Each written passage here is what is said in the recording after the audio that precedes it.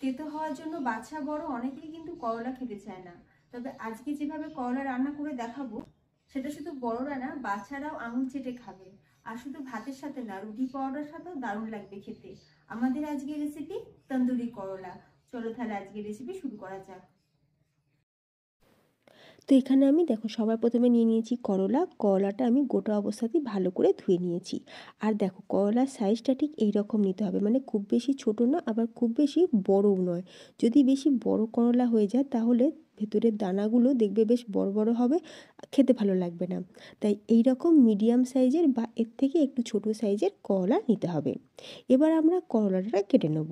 তো প্রথমে করলার ওপরটা কেটে বাদ দিয়ে দিলাম। তারপরে করলা খোসা ছাড়ানোর কোনো প্রয়োজন নেই। এইভাবে আমরা করলাটাকে একটু পাতলা পাতলা করে কেটে নেব। আজকে যেভাবে করলা বানিয়ে দেখাবো, বাচ্চা থেকে বড় সবাই কিন্তু রীতিমতো চেয়ে খাবে, কারণ এই করলাতে কোনো রকম তিতও যেমন থাকবে না, তেমনি দারুণ টেস্টি হবে, একদমই ইউনিক।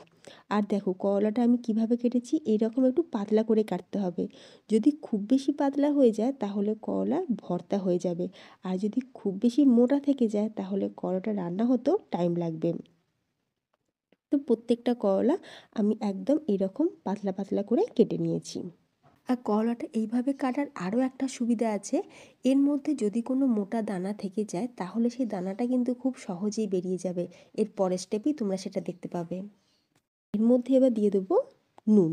এখানে স্বাদ অনুযায়ী নুন দিচ্ছি না, তো পরিমাণ মতন আমি এখানে 2 চামচ নুন দিয়েছি।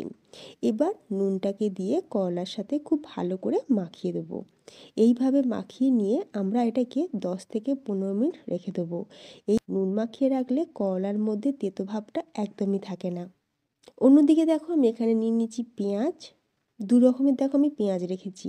একটা পেঁয়াজ আমি চপ করে নিয়েছি, আর একটা স্লাইস করে কেটেছি। কুচনো পেঁয়াজটা আমরা রান্নাতে দেবো, আর স্লাইস করে যেটা কেটেছি সেটা ম্যারিনেশনে দেবো।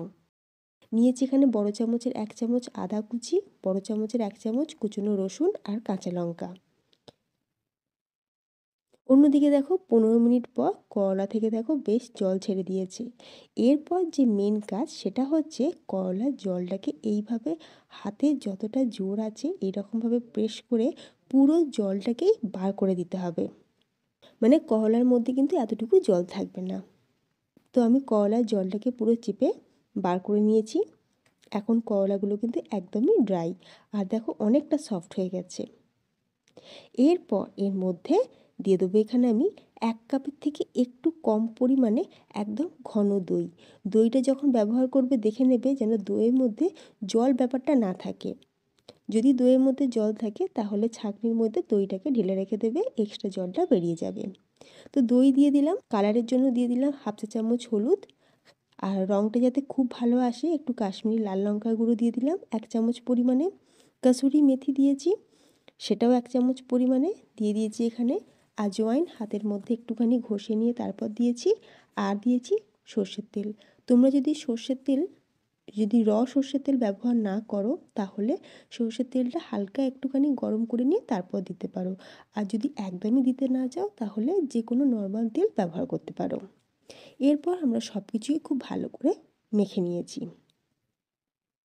আচ্ছা, এবার এই মিশ্রণটার মধ্যে বাইন্ডিং আনার জন্য দিয়ে দিচ্ছি এখানে এই যে ভাজা ছোলা।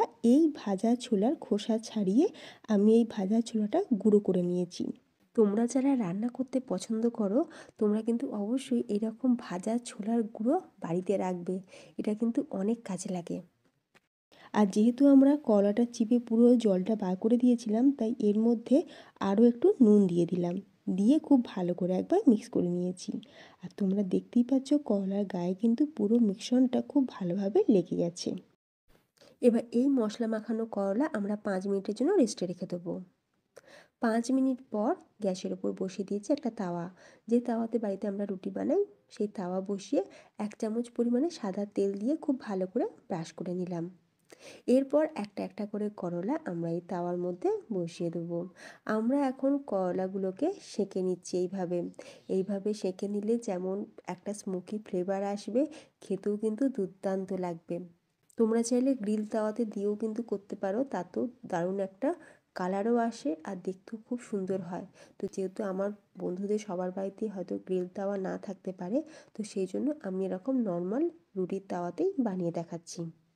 তো একে একে বসিয়ে দিয়েছি, আর যেদিক থেকে আমরা করলাগুলো তাওয়ার মধ্যে দেওয়া শুরু করেছি সেদিক থেকেই কিন্তু উল্টাতে থাকবো। তাতে কি হবে, আমাদের সেই দিকটা খুব ভালোভাবে কুকও হবে। একটুখানি তেল ব্রাশ করে দিয়ে করলাগুলোকে এরকম চাটুর মধ্যে দিয়ে খুব ভালো করে উল্টে পাল্টে নিয়েছি 2 থেকে 3 মিনিট। 3 মিনিট পর এরপর একটু জল ছিটিয়ে দিলাম, আবার চাপা দিয়ে এটাকে আরও 1 মিনিট আমি এইভাবেই রেখে দেবো। আর এই সময় গ্যাসের ফ্লেম কিন্তু একদম লোতে আছে। লো ফ্লেমে 1 মিনিট চাপা দিয়ে কড়াটা রেখে দিয়েছিলাম। তো একটা ব্যাচ আমার ভাজা হয়ে গেছে, একই রকমভাবে আরও একটা ব্যাচ আমি ভেজে নিয়েছি। আর দেখো ফ্রেন্ডস, কড়াটা ফ্রাই হতে হতে আমরা মোটামুটি অনেকগুলো খেয়ে নিয়েছিলাম, তাই পরিমাণটাও কমে গেছে। আচ্ছা, এখানে আমি আবারও বলে দিচ্ছি, করলা কাটিংটা কিন্তু একদম পাতলা করতে হবে, আর পুরো জলটাকে একদম চিপে বার করে নিতে হবে।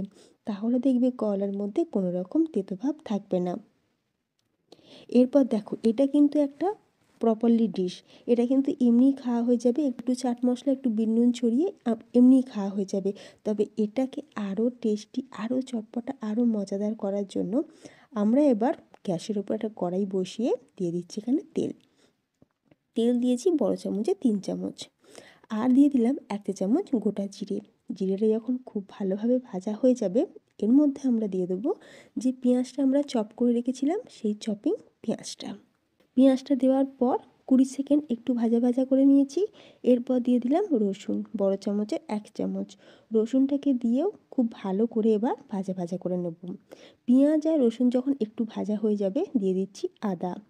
আদাটা প্রথমে দিলে কিন্তু তেতো হয়ে যাবে, তাই পেঁয়াজ রসুনটা ভাজার পর আদার ব্যবহার করতে হবে। দিয়ে দিলাম কাঁচা লঙ্কা। সব কিছুকে একটু ভালো করে ভাজা ভাজা করে নিয়েছি। যখন দেখবি পেঁয়াজের কালারটা গোল্ডেন ব্রাউন হয়ে যাবে, এখানে আমি কিছু গুঁড়ো মশলা দেব।